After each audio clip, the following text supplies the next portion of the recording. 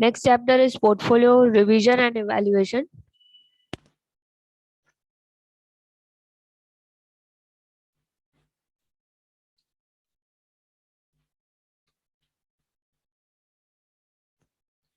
Second unit is portfolio revision and evaluation.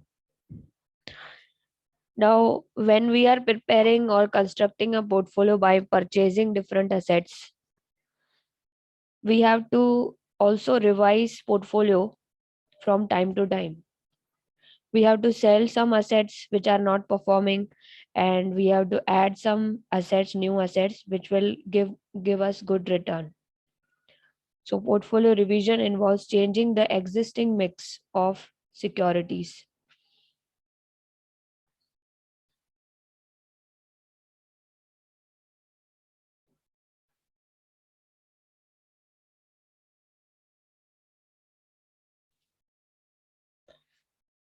Portfolio revision involves changing the existing mix of securities. This may be effected either by changing the securities currently included in portfolio or by altering the proportion of funds invested in securities. New securities may be added to portfolio, or some of the existing securities may be removed from the portfolio.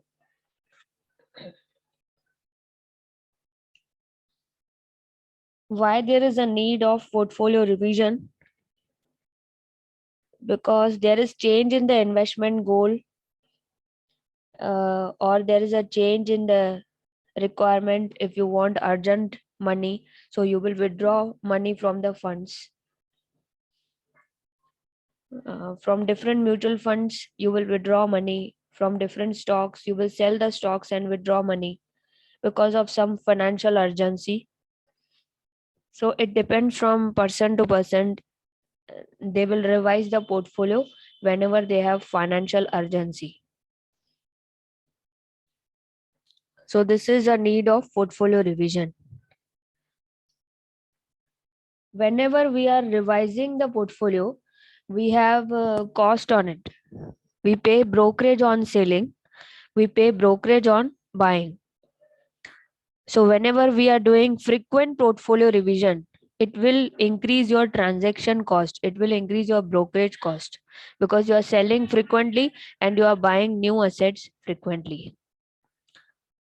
Also, when you are selling before 1 year, if you are selling your assets before 1 year on the capital market, you will be charged short term capital gain. You are getting profit within a year. On that, you are supposed to pay 15% profit short term capital gain tax. If you are holding for more than 12 months and then you are selling, then you are supposed to pay 10% on the long term capital gain tax. So 10% for long term capital gain, it is the tax for that, and short term capital gain tax is 15%. Okay. So whenever you are revising portfolio, you have to pay the tax on the selling part. On the profit part, you have to pay the tax. It can be short term or long term. And whenever you are selling, broker will charge you commission on that. Whenever you are buying, you have to pay commission on that. So that is the only constraint in revision. The purpose of revising the portfolio is to minimize the risk and maximize the return. You are frequently purchasing new assets because you find certain problem in current securities, and those securities you are selling it. So it is difficult and time consuming exercise.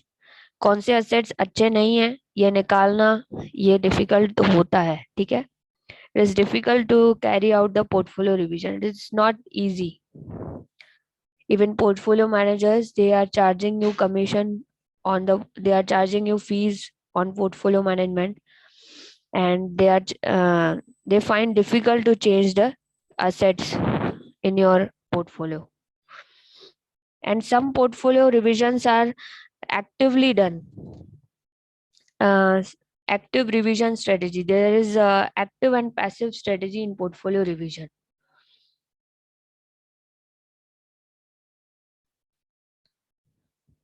What is active revision strategy?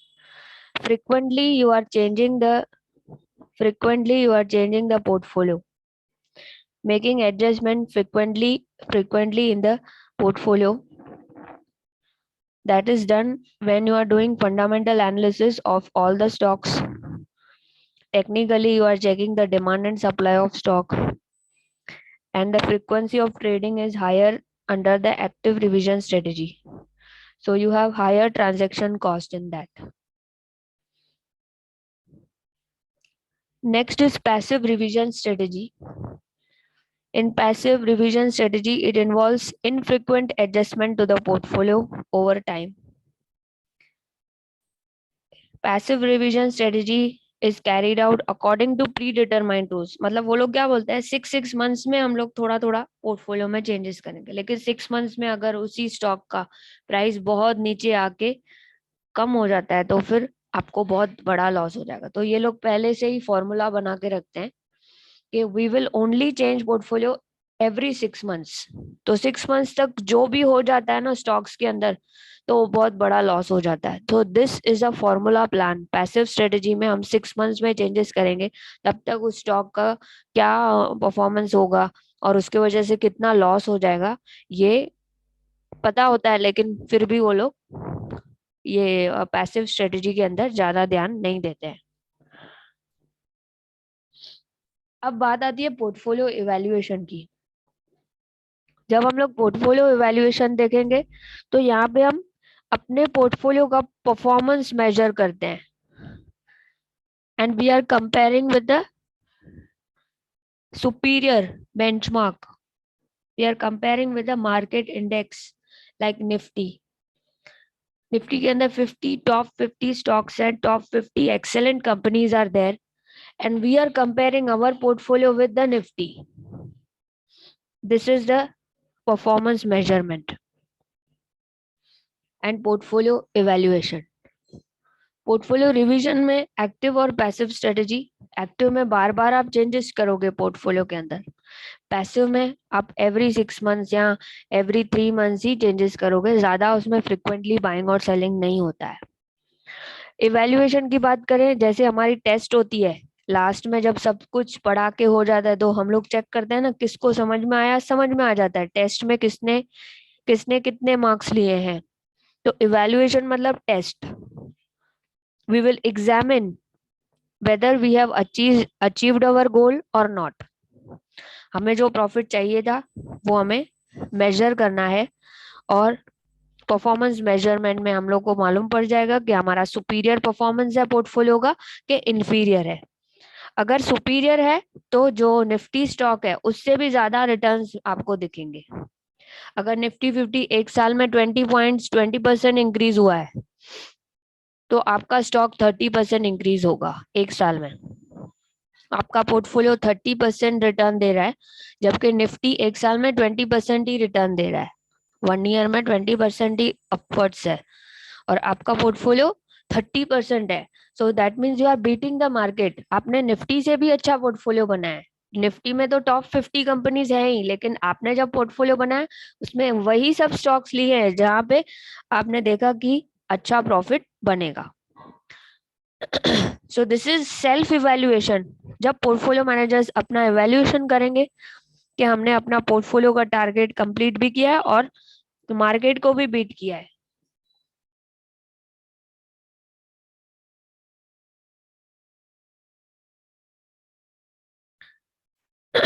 Okay, so evaluation के अंदर individual investors और organisations को attractive returns मिलते हैं, जो भी उन portfolio managers को देता है पैसा, अगर वो प्रॉपरली पैसे मैनेज करते हैं। और यहाँ पे जिनके भी पैसे उन्होंने पूलिंग किए हैं फंड्स की और उसके लिए स्पेशल पोर्टफोलियोज बनाए हैं, इंडिविजुअल इन्वेस्टर्स भी हो सकता है, कोई कंपनी हो सकती है, उनको बहुत अच्छे रिटर्न्स मिलते हैं। जब हम इवैल्यूएशन की बात करेंगे तो परफॉर्मेंस हम लोग चेक करेंगे म्यूचुअल फंड का या किसी पोर्टफोलियो का। It is necessary to evaluate, क्योंकि हमने क्या किया है और हम लोग ने गोल अचीव किया है या नहीं, और कंपेयर करना बहुत जरूरी है। ठीक है, और यहाँ पे मेजरमेंट के लिए 3 रेशोज हैं। एक है शार्प रेशो, दूसरा है ट्रेनर और लास्ट है जेंसेन मेजर। अभी शार्प मेजर की फॉर्मूला है return on portfolio are I represents the return on the fund. Are bar दिया हुआ है ना यहाँ पे, this is return on the fund and R F is risk free return. R F is risk free return और last में नीचे आएगा स्टैंडर्ड डेविएशन। शार्प मेजर के अंदर स्टैंडर्ड डेविएशन डिनोमिनेटर रहता है। क्वेश्चन में सब कुछ दिया रहेगा। और दूसरा होता है ट्रेनर। ट्रेनर का बताती हूँ मैं फॉर्मूला। ट्रेनर मेजर यानी ट्रेनर इंडेक्स का मतलब है return on the fund are bar, return on the fund R F risk free return that is return on treasury bill and divided by beta. ये second formula हो गया। First formula में numerator same है, sharp major में numerator is same. देखो यहाँ पर are bar is return on the fund, R F is risk free return on the treasury bill divided by standard deviation है। Sharp major में standard deviation से divide करना है और ट्रेनर मेजर में बीटा से डिवाइड करना है। ये क्या है फॉर्मूलाज, किस चीज की फॉर्मूलाज हैं? We are measuring the returns of the portfolio. इस चैप्टर का नाम ही है इवैल्यूएशन, मतलब measuring the returns from the portfolio. Okay, next एक जेनसेन का बता देती हूँ। जेनसेन में आरपी लिखना है, return on portfolio is equals to R F plus beta into R M minus R F. अगर आप यहाँ से देखोगे आर एफ से लेकर यहाँ लास्ट तक ये सीएपीएम की फॉर्मूला लग रही है आपको, मतलब इसके अंदर सीएपीएम की फॉर्मूला लगानी है। CAPM is equals to R F plus beta into R M minus R F. Okay, तो जेनसन मेजर में हम लोग पहले सीएपीएम से कैलकुलेट करेंगे और उसके बाद आरपी यानी average market return, average portfolio return, average portfolio return और सीएपीएम को हम लोग माइनस करेंगे लास्ट में और फाइंड आउट करेंगे कि हम लोग को एवरेज रिटर्न ज्यादा है कि एक्सपेक्टेशन से ज्यादा मिला है। अगर एवरेज रिटर्न तो अच्छा परफॉर्मेंस है, अगर एक्सपेक्टेड रिटर्न ज्यादा है और एवरेज रिटर्न कम मिला है हमें पोर्टफोलियो से, तो हम लोग उसको बैड परफॉर्मेंस दिखाएंगे।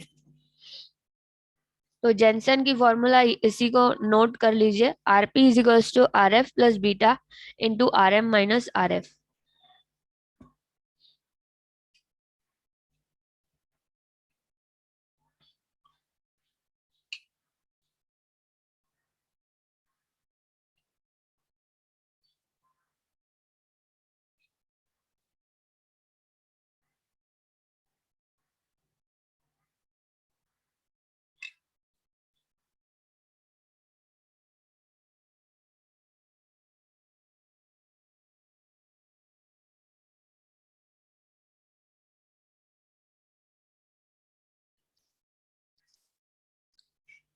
आपने नोट किया फॉर्मूला जेनसन मेजर का?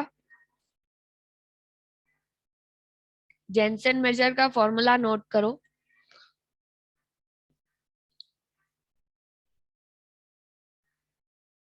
शार्प और ट्रेनर का, शार्प का एक फॉर्मूला और ट्रेनर का एक फॉर्मूला, दोनों नोट करो।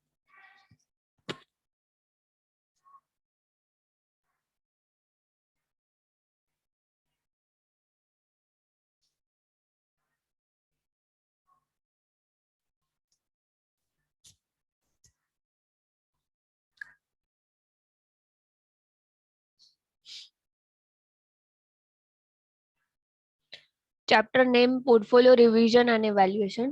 First some, sharp measure calculates the relative return over the total risk।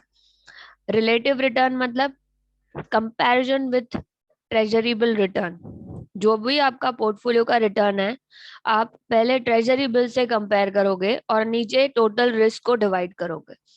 Over total risk दिया ना, यानी डिवीजन में नीचे टोटल रिस्क क्या होता है? Standard deviation is the total risk of the portfolio.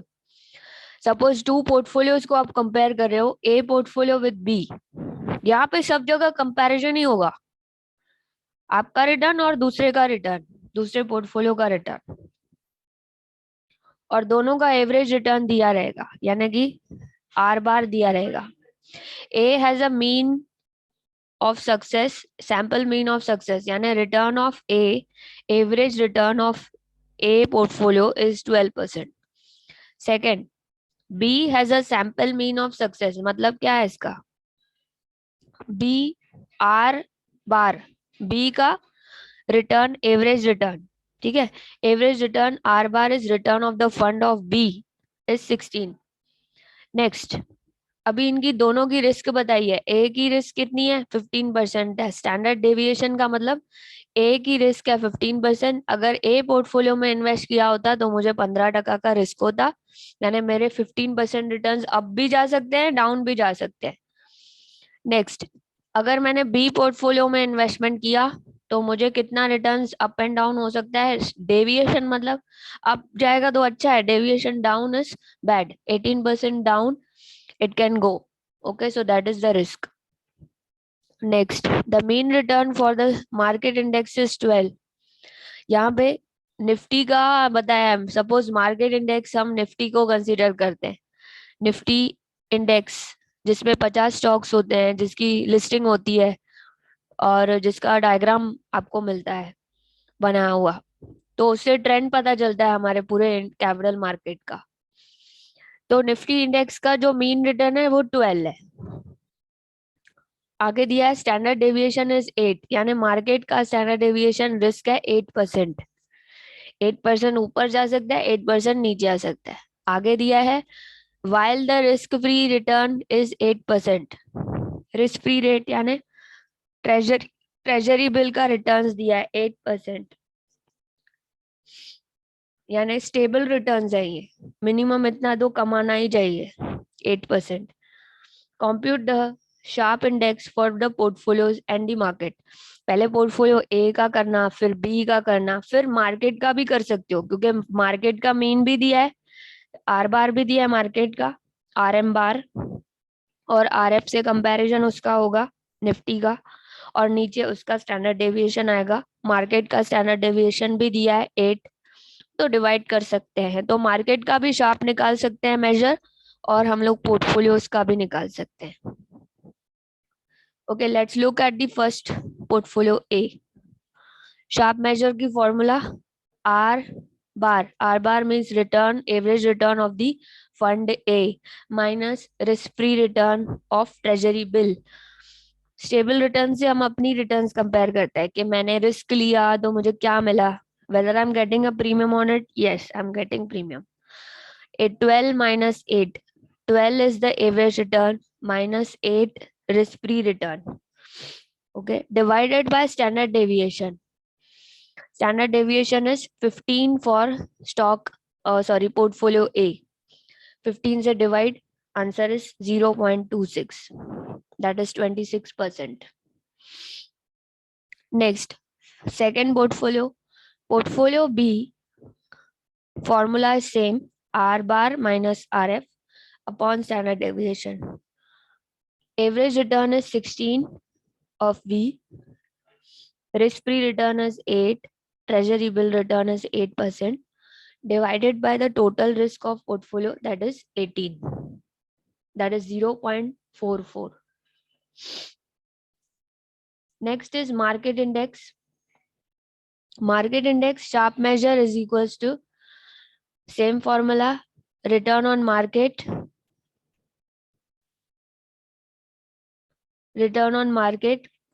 average return on market minus risk-free return divided by standard deviation. 12 is the mean return of index. Risk-free return is 8%. Standard deviation of index is 8. यहाँ पे दिख रहा है ना, mean भी यहाँ पे दिया है, स्टैंडर्ड डेविएशन यहाँ पे दिया है, और रिस्क फ्री रेट यहाँ पे दिया है. 12 minus 8 upon 8 is equals to 0.5, that is 50%. Now what is the conclusion? अगर हम तीनों को कंपेयर करते हैं, मार्केट का परफॉर्मेंस 50% है। आप देखोगे पोर्टफोलियो ए और पोर्टफोलियो बी दोनों दोनों से कंपेयर किए हैं, अगर मार्केट से ही कंपेयर करें हम, तो दोनों मार्केट को बीट नहीं कर रहे हैं। मार्केट से ज्यादा रिटर्न नहीं आ रही है पोर्टफोलियो में। इससे अच्छा तो पैसिव फंड होता, जो पूरा मार्केट को ही रेप्लिकेट करके हम लोग इन्वेस्ट करते तो 50% कमाते। इतने फंड्स दिए पोर्टफोलियो मैनेजर को, मिला क्या? 44% पोर्टफोलियो बी में, पोर्टफोलियो ए में 26%। लेकिन आप देखोगे पोर्टफोलियो बी फिर भी अच्छा परफॉर्म कर रहा है। So we can conclude that portfolio B has a better performance than portfolio A, but they are unable to meet the they are unable to beat the market. यानी market से आगे नहीं जा सकते हो, उन्होंने आगे गए ही नहीं है। 44 ही है उनका, 50 से ऊपर जाना होता है जब हम लोग को बीट करना होता है। तो 44 से 50 से आगे जाओगे तो आप मार्केट को भी बीट कर लोगे।